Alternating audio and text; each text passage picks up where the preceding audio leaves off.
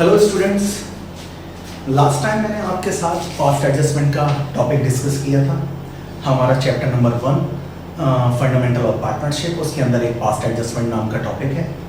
Exam में 3 से 4 number cover करता है, डेफिनेटली हर साल आता ही आता है। तो मैंने आपके साथ डिस्कस किया था कि आखिर कॉस्ट एडजस्टमेंट क्या है, कॉस्ट एडजस्टमेंट का बिहाइंड कॉन्सेप्ट क्या है।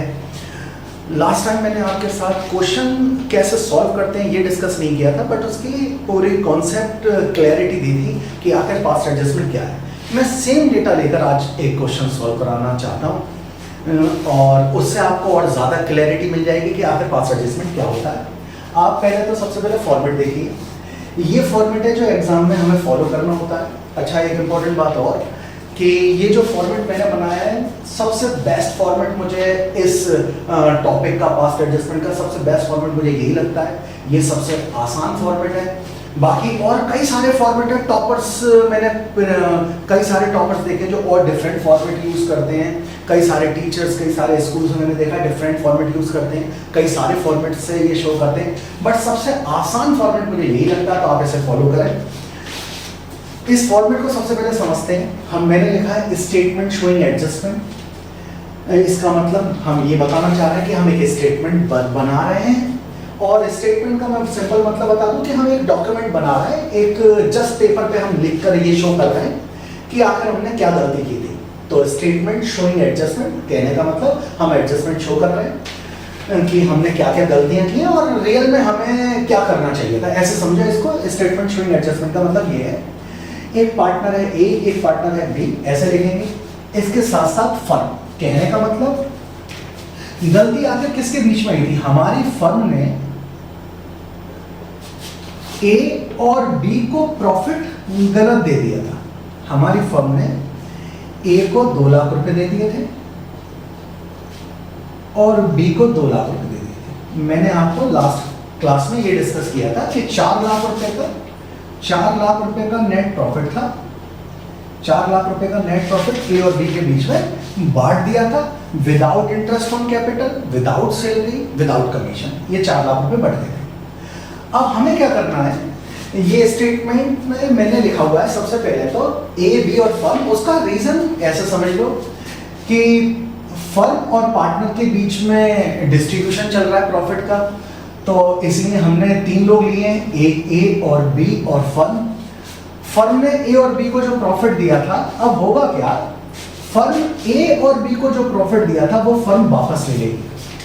अच्छा, वापस लेने के लिए तुम्हें सिंपल इतना समझना है, इस पूरे के पूरे 12th अकाउंट्स में मैं जब भी आपसे कहूँ कि वापस पैसे लेने, तो आप ऐसा समझें किसी से भी अगर पैसे वापस लेने तो इसका मतलब है डेबिट करना, और किसी को भी पैसे देने हैं तो इसका मतलब है क्रेडिट करना। अभी फिलहाल में आप डेबिट और क्रेडिट का मतलब ये समझें कि अगर किसी से पैसे लेने हैं तो डेबिट करना है और किसी को पैसे देने हैं तो क्रेडिट। डेबिट मीन्स माइनस समझें। वैसे ये एक तरीके से अच्छी बात नहीं है कहना कि debit means minus, credit means plus, पर अभी फिलहाल तुम्हें 12th अकाउंटेंसी में खासकर वॉल्यूम 1 में तुम्हें सबसे बेहतर एक ही तरीका समझने का कि मैं जब भी कहूँ किसी से पैसे लेने, इसका मतलब उस हमारी फर्म को अगर किसी से पैसे चार्ज करने, इसका मतलब उसकी जेब से हम पैसे निकाल रहे हैं, और अगर किसी की जेब से पैसे निकालें इसका मतलब उसकी जेब खाली होने वाली है, और अगर जेब खाली होने वाली है तो इसका मतलब हम उसे माइनस कर रहे हैं। Minus means debit.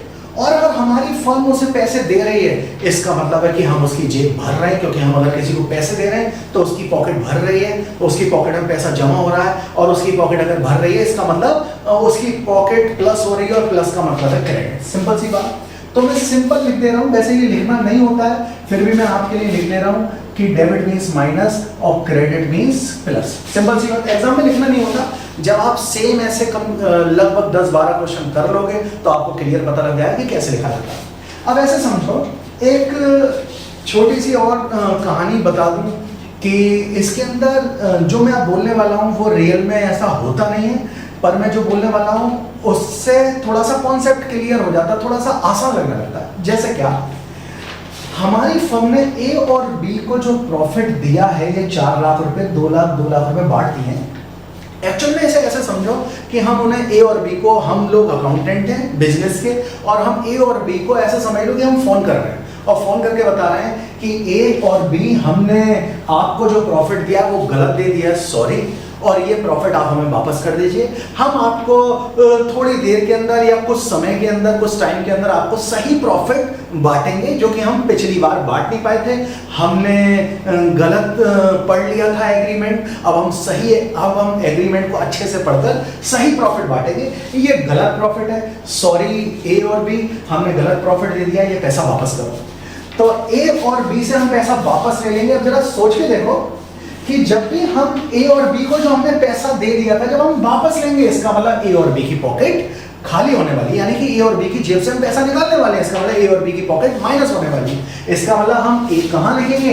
ए के डेबिट साइड में, कि 2 लाख रुपए ए निकालो, बी तुम भी 2 लाख रुपए निकालो, तो दोनों की जेब से पैसा निकाल लेंगे।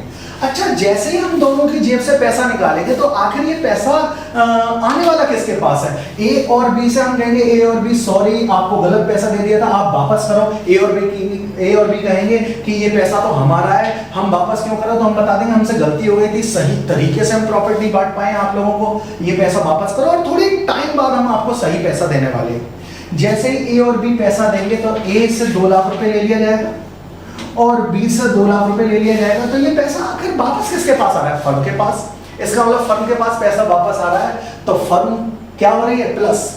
तो जिसकी जेब में पैसा भर रहा है, जिसकी जेब में पैसा आ रहा है प्लस, जिसकी जेब से पैसा जा रहा है माइनस। सिंपल सी बात, बहुत आसान है, इसलिए मैंने प्लस और माइनस भी शो कर दिया।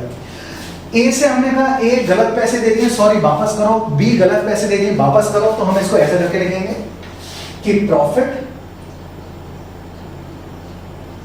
wrongly distributed, profit wrongly distributed, now return back। 2 lakh रुपए हमने ए को दे दिए थे, ए 2 लाख रुपए वापस करो। हमने बी को 2 लाख रुपए दे दिए थे, सॉरी बी हमने गलत पैसा डिस्ट्रीब्यूट कर दिया था, ये 2 लाख रुपए वापस करो। और ये पैसा 4 लाख रुपए फर्म के पास वापस आ जाएगा। इससे आपको एक चीज और समझना चाहिए कि अगर पार्टनर डेबिट हो रहा है, ये रटने की बात नहीं, पर फिलहाल आपको इस तरीके से समझना चाहिए कि ए और बी से जब हम पैसा ले रहे हैं तो ए और बी डेबिट हो रहा है और पैसा किसकी जेब में आ रहा है? फर्म की जेब में, तो फर्म क्रेडिट हो रही है। इससे ये समझ में आया इस स्टेटमेंट के अंदर अगर पार्टनर डेबिट होंगे तो फर्म क्रेडिट, यानी कि अगर आप इधर डेबिट कर रहे हैं तो इधर अपोजिट करेंगे क्रेडिट।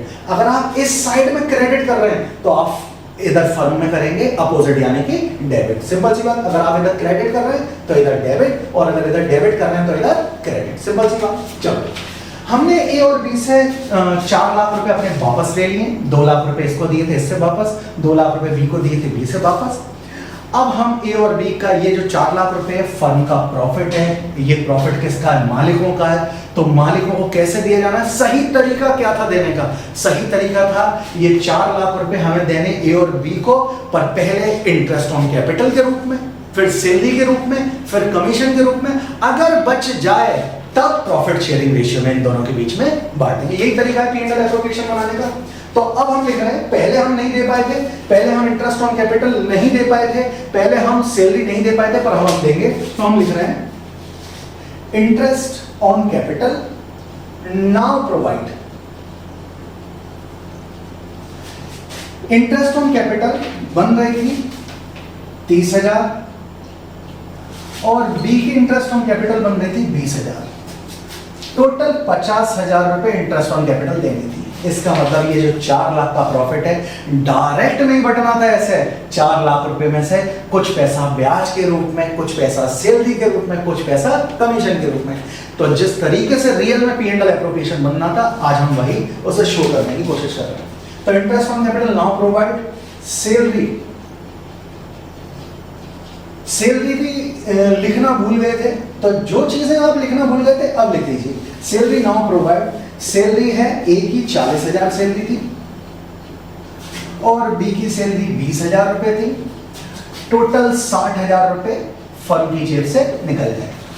अच्छा, थोड़ा सा और एक नजर इधर मारिए जरा कि इंटरेस्ट ऑन कैपिटल 30,000। मान लो कि हमारी फर्म ने पहले बोला सॉरी ए और बी हमसे गलती हो गई, हमने गलत पैसा दे दिया, अब हम सही देंगे। सही तरीका क्या है? 4 लाख रुपए हमारे पास आ रहे हैं। अब 4 लाख रुपए में से 50,000 रुपए ए और बी को ब्याज के रूप में, फर्म के पास कितना बचेगा? 3.5 लाख।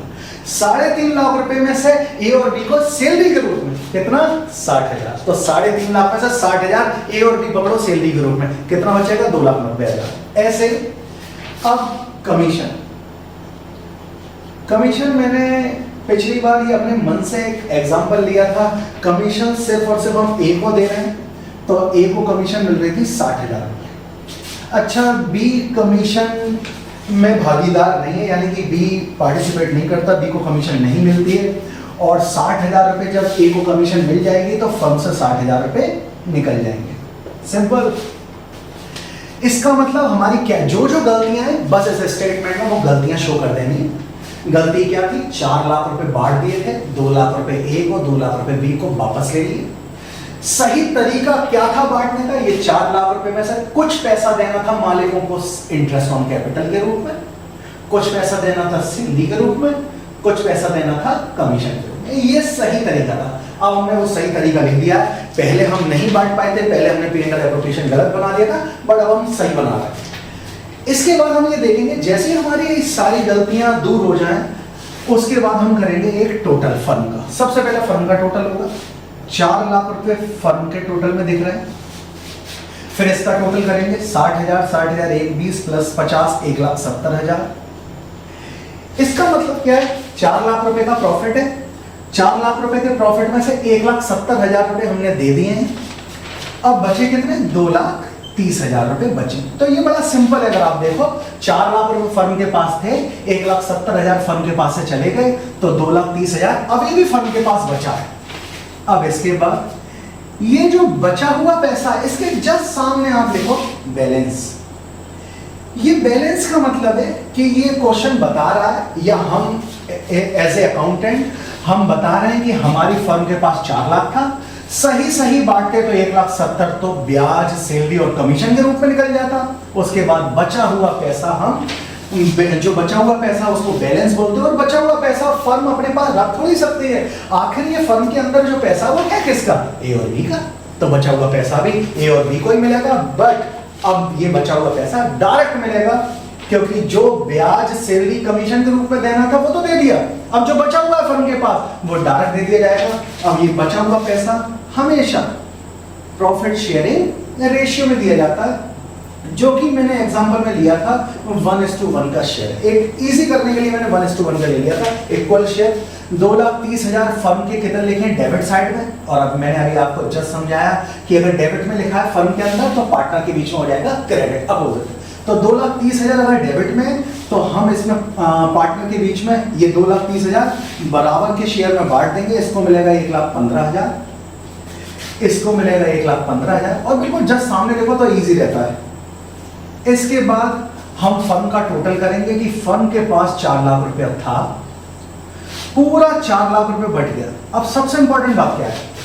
ये ऐसे समझ लो कि ये बिल्कुल सिंपली ये बता रहा है कि फर्म के पास 4 लाख रुपया था, 1,70,000 बांटने के बाद 2,30,000 बचा था, वो भी बढ़ गया, तो पूरा 4 लाख रुपए बढ़ गया। तो 4 लाख था, 4 लाख बढ़ गया।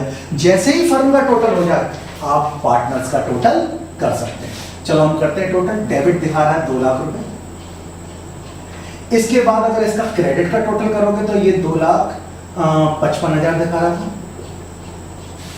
अच्छा एक बार टोटल कर लेता हूँ। 60 और 40, 1,30,000, 1,30,000 और 1, 2, 30, 2,45,000 था ये। 2,45,000 ये दिखा रहा है। बी का टोटल 2 लाख रुपए। अच्छा इसका टोटल दिखा रहा था 1,55,000। हमने पार्टनर का भी टोटल कर लिया है। अब हम डिफरेंस देखेंगे।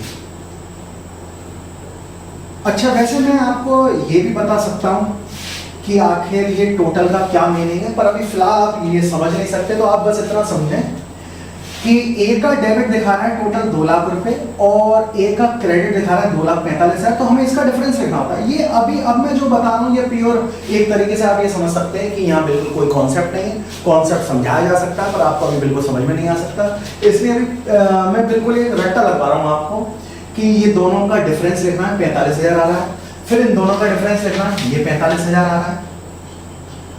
अब आपको इन दोनों का ये देखना है दोनों में बिगर अमाउंट कौन सा है। तो इन दोनों में बिगर अमाउंट हमारा क्रेडिट साइड का 2,45,000 बड़ा है 2 लाख से, इसका मतलब क्रेडिट साइड का बड़ा है, तो आप यहाँ लिखेंगे क्रेडिट। इन दोनों में बिगर अमाउंट कौन सा है, 1,55 और 2 लाख में डेबिट वाला बड़ा है, तो आप यहाँ लिखेंगे डेबिट। सिंपल। इससे ये पता लग गया, मैंने जैसे कि आपको लास्ट क्लास में समझाया कि प्रॉफिट गलत बांटने से, एक अकाउंटेंट की गलती से किसी पे पैसे ज्यादा पहुंच जाएंगे, किसी पे कम पहुंच जाएंगे, और वो कितने पैसे हैं वो ये बैलेंस दिखा रहा है कि 45,000 किसी को कम मिले, 45,000 किसी को ज्यादा मिले। किसको कम मिले किसको ज्यादा मिले, तो इससे हमें पता लग पा रहा है ये 45,000 हमें बी से लेने, डेबिट मीन्स पैसे लेने, इसका मतलब इसको बी को 45,000 ज्यादा मिल गए होंगे, इसलिए आज हमें 45,000 रुपए लेने और ए को 45,000 रुपए देने। अच्छा, ये एक तरीके से ऐसा समझो कि ये एक वर्किंग नोट है, हमें इसके बाद एक जर्नल एंट्री बनानी होती है। जर्नल एंट्री के लिए आप सिंपल एक बॉक्स बनाएंगे,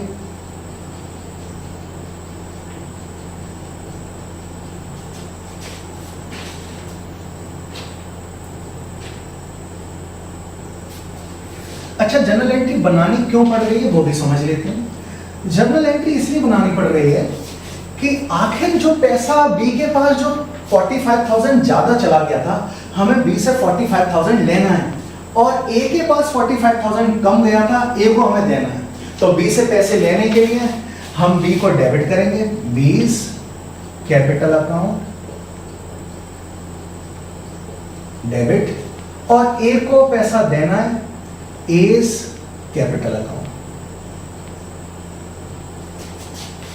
45,000। ऐसा करके जो अकाउंटेंट ने गलती की थी, हमने उस गलती को सुधार दिया है। अकाउंटेंट की गलती से ए को 45,000 कम मिले थे, बी को 45,000 ज्यादा मिले थे, हमने बी से पैसे ले लिए हैं और अब ए को पैसे दे दिए। तो अकाउंटेंट ने जो गलती की थी, हम उस गलती को हमने सुधार दिया है। एक इस स्टेटमेंट को बनाकर हम पैसे निकाल पा रहे हैं कि कितने पैसे कम और ज्यादा हैं, और जर्नल एंट्री बनाने के बाद हम उस कमी को पूरा कर रहे हैं। ए के 45,000 कम थे, ए को 45,000 दे रहे हैं, और बी के पास 45,000 ज्यादा थे, बी से लेकर ए को दे रहे हैं। अब बात है नरेशन की, तो मैं फिलहाल नरेशन के लिए तो ये बोलना चाहता हूँ, हर बार कोई भी क्वेश्चन करते टाइम आप नरेशन के पीछे ना पड़े कि नरेशन लिखना है। नरेशन का जस्ट सिंपल मतलब है कि कोई घटना जो हो रही है उसके बारे में लिखना है। तो नरेशन की बात बाद में करेंगे, अभी बिल्कुल भी कोई जरूरी नहीं है नरेशन लिखना, पहले कॉन्सेप्ट पे ध्यान देंगे। ठीक है, थैंक यू।